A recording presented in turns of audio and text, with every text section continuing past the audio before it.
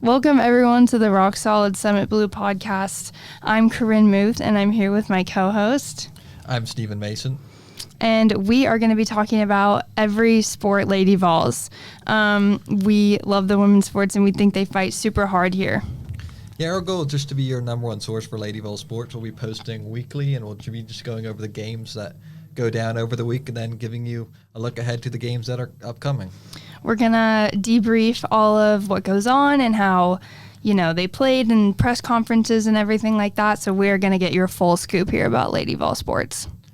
And I think a great place to get into it right now is with our Lady Vol volleyball team.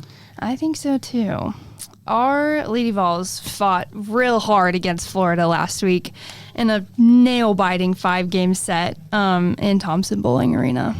Yeah, and I wouldn't lie. I was pretty disappointed with that performance. I really thought that was a game that we could have won, but we just let the back half of those sets get away from us, and Florida, to their credit, brought a lot of energy to the building. They did.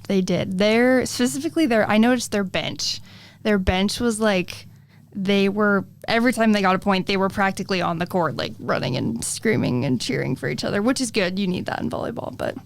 Yeah, that's something that I think Tennessee is working on. The coach talked to us, and maybe we'll get into it a bit later in the podcast, but it's something that the Tennessee team is working on. The coaches are aware of that, and look for them to bring the energy in these upcoming games.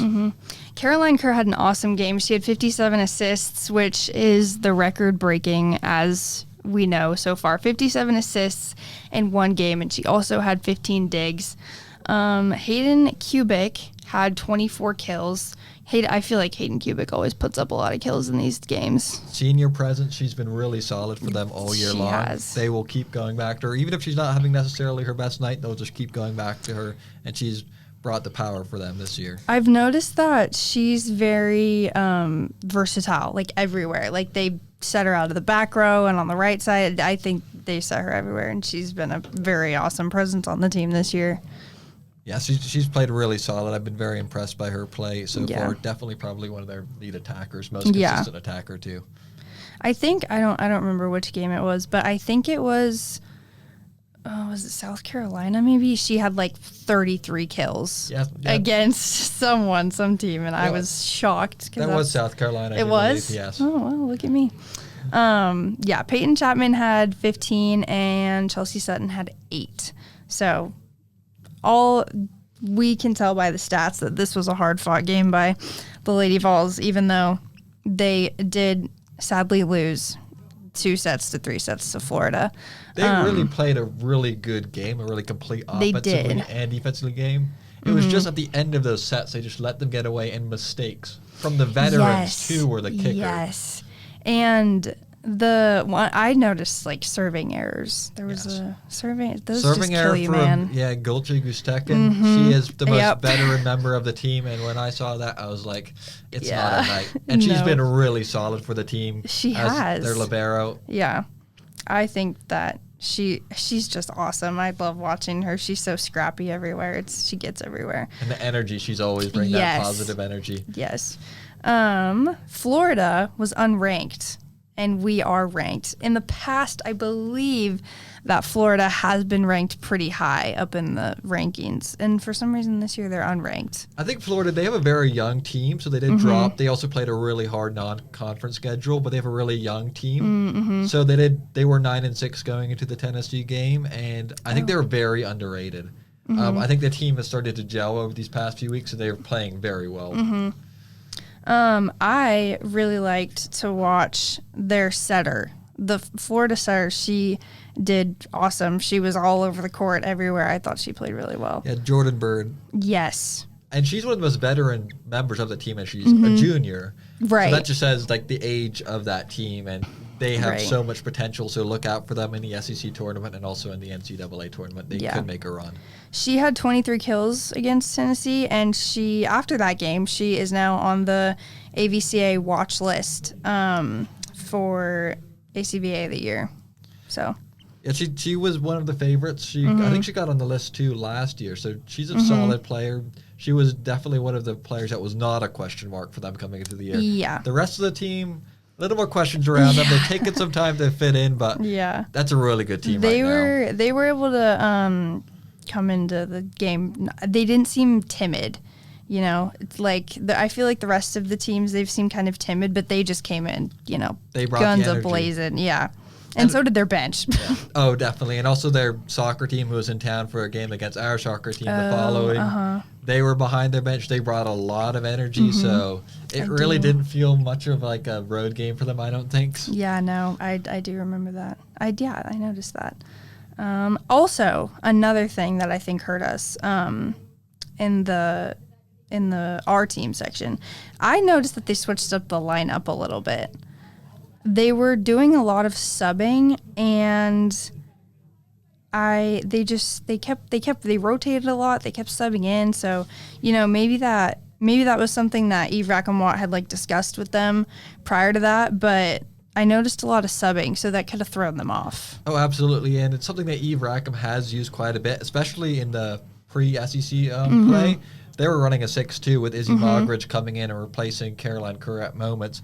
They've kind of stuck with Caroline Kerr for most of SEC play, but she does talk about how deep their team is, and she's trying to get all these younger players involved too, so that probably explains a little while. Because they are going to need these younger players to step up at some point. Yeah. So now is a good time, I think, to test them out a little bit at SEC play. That's true. And, you know, maybe Eve Rackham-Watt thought that this was a game that they could give up to get a little bit more of that younger player mentality in there. Yeah, that's possible. I don't think you ever want to lose an SEC game. Yeah, true. Especially in this league, but you're not wrong there. I think this part of the season, it's okay to drop one. Right now, they really need to get the momentum rolling in the other direction, and they did that against Auburn. Yes, they did. 3 sets sweep. Yeah, against Auburn. Close sets, too. They only 6 points separated with them. And I think that was key because they did drop in a 5-set heartbreaker at Texas, who I think arguably is the number 1 team in the country. Yes, they always have been. That one was acceptable to me. I was impressed by how we played. The 5-set loss to Florida, I didn't walk away with that much confidence about our team there, especially since it was our veterans making the mistakes in that one. But I agree. They bounced back really well, and I think a key to that, I was speaking with the coach after the game and with Chelsea Sutton, and they both said they were having more fun against Auburn and they were bringing more energy, and that's something you definitely noticed in the Florida game. They didn't have that, and Florida did. Right.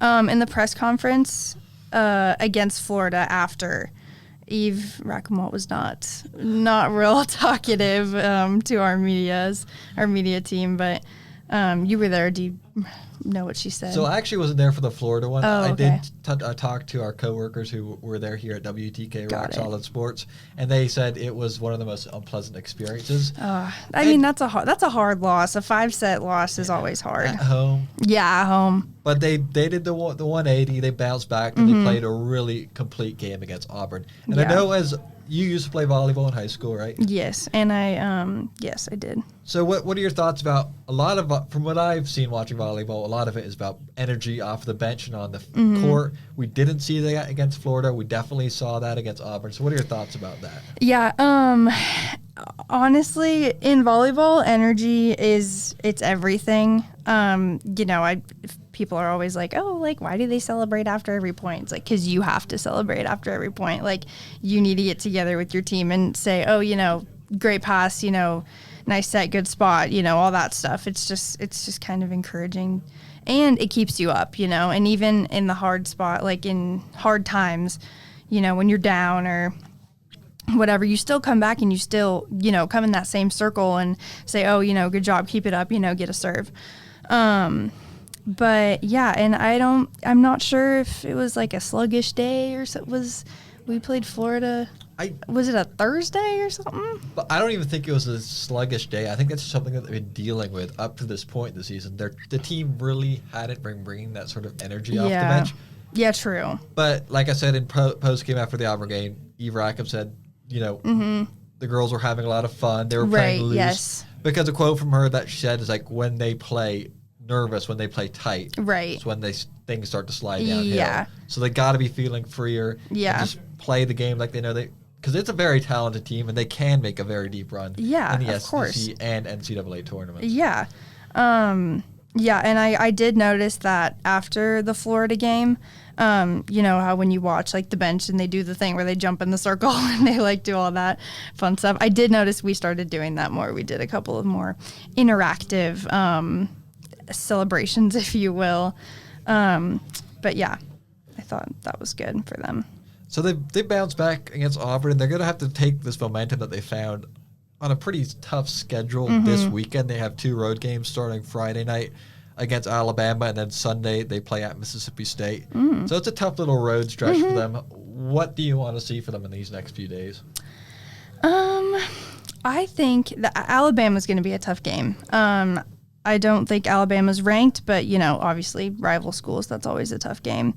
So I just think they're going to have to go into this game and, you know, like you said, play loose and be confident in their skills. And, you know, they're D1 athletes, for goodness sakes. Like they are those girls, you know, and they know that they can do it. So I think that they need to just go into it, you know, headstrong, head held high. You came off a sweep from Auburn. Yeah, I think that's what they're going to have to do. Yeah, and also the leadership, too. Caroline Kerr, Gulchig-Ustekin, you know, these veteran players. Right. They have to be leaders in these moments. And I think they have been, for the most part, this year.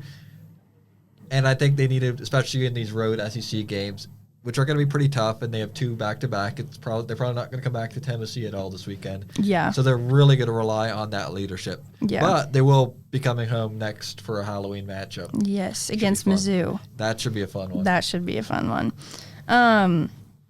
Caroline Kerr I've noticed that she is very emotional, if you will. Like she's very, is emotional the right word? I'm not sure.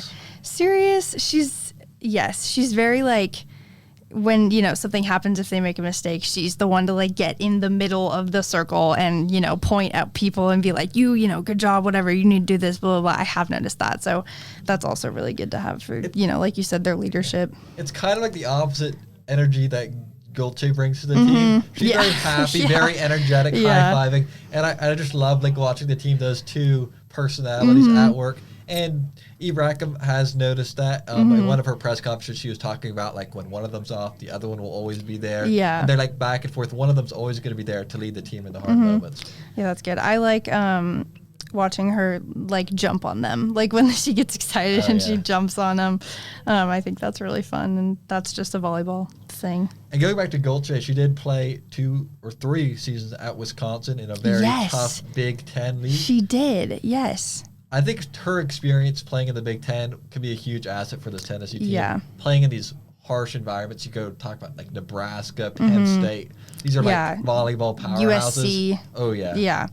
Yeah, and Wisconsin has always been one of the more powerful Big Ten schools. They've always been, you know, in the Sweet 16, and they won the national championship A few years ago. Yeah, like 2018 or something like that. Yeah, Penn State won it last year, so Big Ten is probably the number 1 conference for volleyball. Maybe at least the top part. I think the SEC is probably the deepest conference. Yes, I agree. Because, I mean, Nebraska's going off right now. They're 18-0. I think they're the longest. That's like the longest winning streak of, you know, the Big Ten history or something like that. Nebraska and Texas this year, it's going to be hard for someone to knock them off. Yeah, that's going to be a brawl. Both the teams have been playing so well this year, so I'm going to be very interested to see if someone can knock off one of those teams in the tournaments. Yeah, I will be eager to see who gives Nebraska their first loss, if they get a first loss. Yeah, they've been playing really well too. So that's a volleyball team. Maybe we pivot now and talk about some of the other sports. Soccer is playing their final regular season game this Sunday against the Tide, Alabama. It will be Sunday at 3 p.m. in Regal Stadium, so if you can, be there and bring the energy. It is their senior night. It is senior night. So they will, I'm sure, be having a lot of festivities for that. It's also, I believe, like puppies on the pitch or something. So if you're a dog person, you know, bring your dog. I'm not sure how the sign up for that works, but oh my gosh, that's funny. That's cool. The one thing I'm a little concerning about this team is they started off the season red hot. Yes. Number 1 team. They went from unranked to number 1. These last 3 games, though, they haven't scored a single goal, which for me is very worrying. They Yeah. do have one of the best defenses in the country, but you got to have something to defend. You got to have goals in the back of the net that then you can defend. Right. And they haven't managed to do that these last 3 games against OU, the University of Florida, Oklahoma's University of Florida, and then Vanderbilt, which they lost to Vanderbilt. The other 2 they drew 0-0, and Vanderbilt they lost 2-0 this past Sunday. Yeah. Having a no score since October 5th, Ole Miss. They were at Ole Miss, correct? Yes. Yes, that. And, playing at Ole Miss, that's got to be, intimidating. But, yeah, that's crazy. And they did slide to number 12 in this week's rankings. It's been a slow slide from number 1, but they just got. I know they've had injuries in their offense this season, which hurts them, but they've got to find a way to score goals in these next few weeks. Right. If they want to make a run for it in the postseason. I know the old adage is defense wins you championships, but you got to have something to defend. And if you're not scoring goals, then you risk running yourself into overtime, penalties, and then it's really anybody's game. Yeah, and then it's a shootout, and you're standing there like, oh no. Caden Norris, is incredible. I love watching her play. When I was at the who did we play?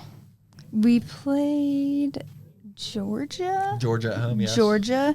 Yes, she was all over the place, and it was really exciting to watch her because you think your goalie is your last resort, and she showed up every single time when her teammates needed her. So I thought that was excellent. I really think the struggle for them comes in that transition from the defense to the offense, because when they get the ball up top, they are able to put shots on target. It's really that transition of getting your ball from the defenders, midfield, and then to their forwards. That's a part of the game that they've really struggled in these last few weeks. Yeah, I've noticed in the midfield, they pass a lot, which is good, but they seem to get a little messed up sometimes, like with their formations.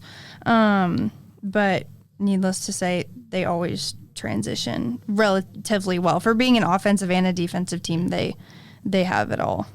They do. They just need to find ways to put balls in the back of the net.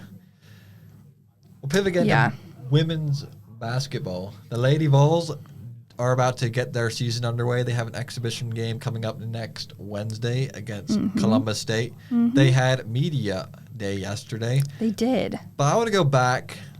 Obviously, the drama on campus these last few days has been the Tony Vitello situation, and we don't really need to get into that now. Obviously, it hurts a lot for me personally. I still can't believe it. But yeah, no. It is what it is. But how this relates to basketball, there were some rumors circulating about one of the reasons why Tony Vitello wanted to leave is he wasn't feeling like the baseball team was getting enough of the revenue sharing from NIL. And Danny White in his presser yesterday at 3:30 did address these claims and pretty much put them to bed. And he went over how the distribution of NIL is allocated as per the House settlement this past summer. Football gets 75%. Men's basketball gets 15%, women's basketball gets 5%, and the rest get 5%. Baseball's obviously part of that 5%. So that wasn't a very pleasant experience, dividing the fan base. I don't know your thoughts about that. I mean, obviously, football is arguably our biggest sport on campus here. So it would make sense you would give all the NIL money to football, but our baseball team was the national championships last year. And our men's and women's basketball team had a good run through the Elite Eight. So I don't know if it's necessarily giving credit where credit is due. But yeah, but the point is, it's not really up to Danny White where that money goes. It's up to this House settlement. And I was just very disappointed that people were using this as an opportunity to knock on the basketball team, especially the women's basketball team. It is one of the most recognizable. Lady Vols is one of the most recognizable brands that come out of this university. Yeah, not just in the state, but on the national stage, international too. When I was living over abroad for about a year and a half, people knew who the Lady Vols basketball were. Yeah, Pat Summit, perhaps the greatest coach. I would say the greatest women's basketball coach of all time. I would too. I read her book. It was excellent. It was a good read. It was a great read. It was very It was emotional. Legendary coach. Yep. And just historically, women's basketball is a revenue sport. They do generate revenue for the university. Mm-hmm. Baseball typically hasn't been. I think with the renovations at the stadium, I think with those suites, those high-value tickets, I think they're going to get to a place where they will be a revenue sport. They haven't really been that yet, though. So I just thought we'd talk about that for a little bit. But going to Kim Cadwell's presser yesterday, a few of the things that I picked up on. First, she talked about what a competitive environment their team is right now, especially with a lot of young players, a lot of freshmen that came in who are pushing the upperclassmen, and the upperclassmen now know that if they don't perform up to their expectations, there's always going to be a freshman to come and replace them. Yep. Yeah, they, like we've been saying, they are such a strong team, and it's helpful that the freshmen on this team are strong because that's just, if your senior player gets hurt, that you have a freshman who is, playing hard in practice and can fill in for her, and you're not sweating that this could be detrimental to your team. So I think that's such a good asset that they have for their team to just be able to have all of this talent that they can produce. Yeah, the word that she said, it's the most athletic team that she's ever coached in her entire career, and also one of the most athletic teams that's ever been here at the University of Tennessee. Wow, that's amazing coming from her. And she's also had 6 returning players to rely on to be leaders to help her, because it's also her second year. Coming in last year, she couldn't really establish that culture. Now she has those 6 returning players. The players know what to expect coming into practice every day. Yep. And I think this team could do something really special this season. They are ranked number 8 in the preseason poll. Elite 8. That's a good ranking to be in the preseason. Elite 8 Final Four runs, maybe in order.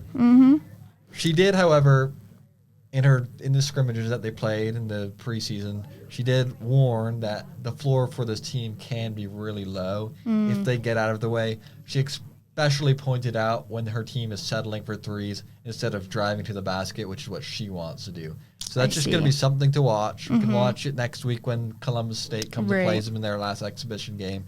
But something to be aware of going into the season, which will start very soon. Yeah, I'm excited to watch our men's and women's teams. I think they did so well last year, and I kind of have a little funny story about that.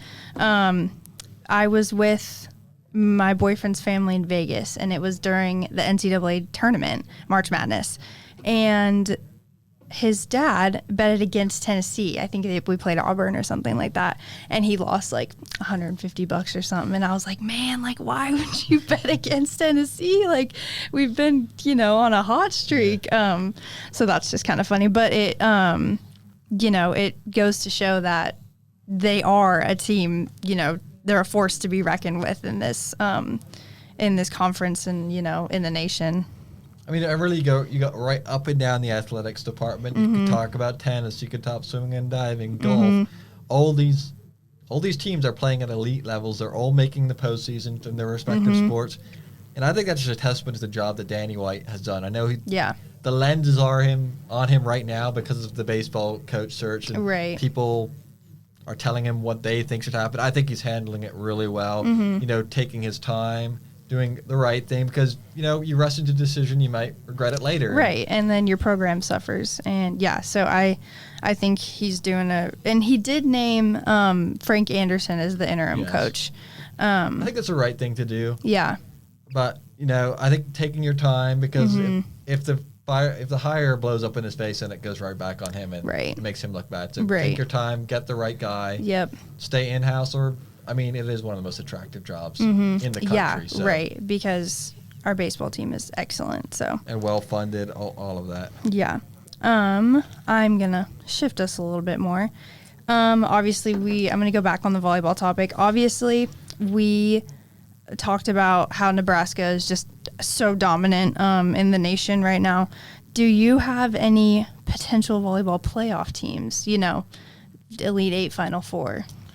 Texas, I think, is going to give Nebraska a run for their money. Yep. Maybe even for the number 1 seed in the tournament. It's really going to depend on how their conference tournaments play out. But I think Texas, they are playing at a ridiculous. We saw them when they played Tennessee. Yeah. They are an elite team. They have a lot of really good players that can step up for them. Kentucky's also looked very strong. Yes. Look out for Kentucky. And then, you got your regular powerhouses, Pitt. They've been playing really well this year, and you can go right down the list. They played really well in the tournament last year. I think, who did they lose to? I remember. Was it Penn State? Oh, it might have been Penn State. And Penn State has a little bit of a quote-unquote down year probably for their standards, but I think they'll also be really good heading into the tournament. I agree. I think, obviously Penn State national champs last year. I think they lost a good amount of seniors, if I'm right. So they might not necessarily have that, senior leadership to carry them through. But, they're 18 in the, in the rankings. So that's not bad at all. I'm just going to be very interested to see how the SEC plays out and the SEC tournament plays out. I feel like it could be an absolute bloodbath. Yeah. There are a lot of really good teams in the SEC right now playing at very elite levels. Yes. You have Texas A&M in there. Obviously, Texas and Kentucky at the top. But then you have Tennessee. And Texas. They're all playing at Missouri. We should watch out for Missouri. They're playing coming here on Halloween. That should be a really interesting matchup. And then Florida was also just missed out of the top 25 this past weekend. But look for a lot of Big Ten, I think, and a lot of SEC schools to be making the postseason this year. Yeah. The way, I know Florida's not ranked, but the way they played against us a couple weeks ago, that they were hype and they were excellent, and I thought they played really well. Oh, yeah. I think the one drawback might be just because they are a young team. Maybe when they get those tough postseason moments, that might come to their detriment. But they are capable of playing at elite levels, and they're definitely a team that you should keep your eye on going into the postseason. Right. I always see Stanford is always ranked pretty high in the rankings. But, they get to the Sweet 16 and the Elite 8, and they tend to fall off. Maybe I'm biased because I'm from California, but I am hoping to see Stanford, give a little bit of a run just because they were national champs a number of years ago. The ACC's also looked elite this year. You have these new additions. Stanford's pretty new to the ACC, but you got them, you got Pittsburgh, you got a lot of these really good teams. ACC, Big 12, but it's really the Power 4 conferences are dominating volleyball right now. Right. Nebraska. Nebraska's always mind-blowingly good. It's crazy. And it's the culture that they've created around there. They have their stadium game a few years ago. Like, it's a great organization. You gotta give them a lot of respect for what they built there. Yeah. Our team, the Lady Vols, they play, like you said, on Halloween. So that'll be exciting for them to come back and play on that day after having a couple of hard away games. Yeah, we'll have to see how they handle the road games. And it's kind of wild. A Friday game on the road and then a Sunday game on the road. That's going to be tough. Yeah. Do we know if Alabama or Miss State has a game like that? Like, do they both have, a game, a rest day, and then a game? I'm not sure exactly. Okay, because that could play into... That could play into it. A lot of teams also do the Thursday and then Sunday schedule, which we've had a few times at home. But I think also they have to put a travel day in there, too, and they're not going to be staying at home. So they're at a disadvantage there, right? Yeah, 100%. So watch out for Mississippi State. They could sneak up on you. Yep.